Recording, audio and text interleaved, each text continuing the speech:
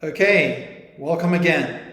Today we are going to be talking about marriage and specifically about what to expect in a marriage.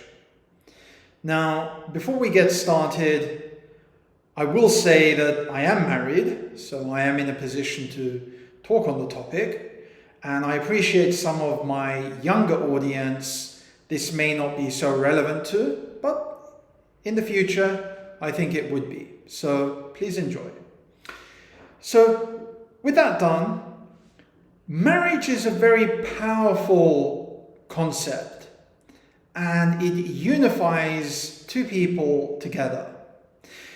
But the emphasis of this video is to talk about what can you expect and what should you do if you really love your significant other and you're in this unionship. What should you do?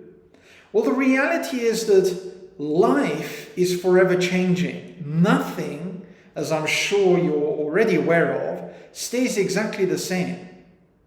And if you're banking on things staying exactly the same, you're in for major disappointment most of the times, or some of the times. It depends on the situation. I can't generalize and say that for everyone, but it depends. Every situation is different.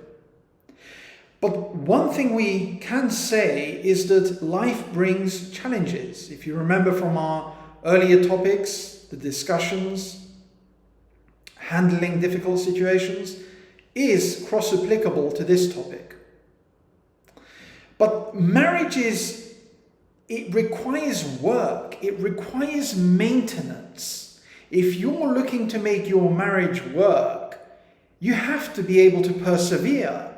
You have to be able to push through storms and vortexes that you find yourself in, to find yourself at the end of the rainbow, so to speak, and that you can be happy.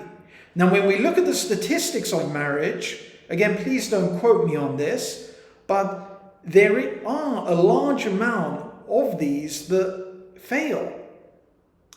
And I'm not probably going to talk about why they fail because I don't really know. I can just speak from my own experiences without going into too much detail. So it requires resilience again and tolerance. Because in a marriage, ultimately, it's two people who are quite possibly very different people as individuals, with different beliefs, with different ideas, with different likes and habits and dislikes. So a great degree of tolerance is generally required. And having that tolerance is really the key to allowing a marriage to withstand the challenges.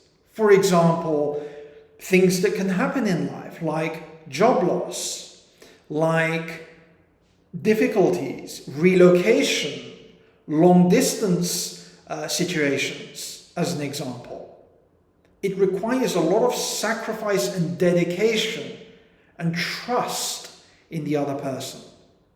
But if you find a person that you feel that you're right with, and you'll usually have a gut feeling about it, you either feel really in love and you want the relationship to continue forever, or you don't. You will have a gut feeling about it though.